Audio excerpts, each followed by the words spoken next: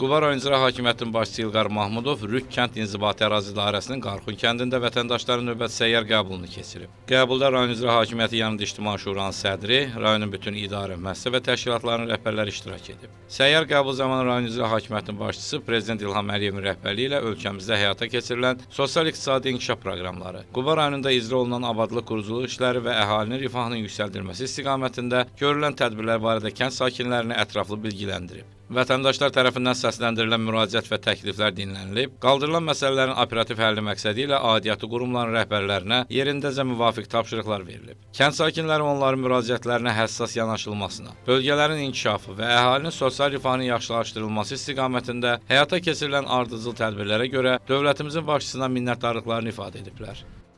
Biz burada nəşif burada bir adamda bir dərman oldu, illər olmuş. Demək ki, çıxmışlardı. Amma bizə yaxşılar ki, bir burada xəstəxanadan bir nəfər işçi olsun.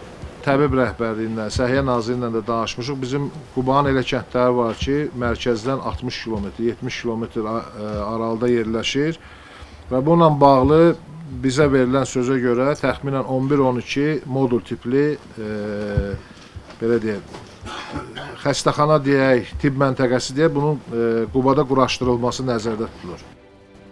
Qəbuldan əvvəl rayon rəhbəri aidiyyatı şəxslərlə birlikdə Qarxun kəndində inşa edilən şəhidlərin xatirə güşəsini ziyarət edərək qarşısına gül dəstələri düzüblər. Çingiz Qədimli, Elçin Şuşalı, Qafqaz TV üçün.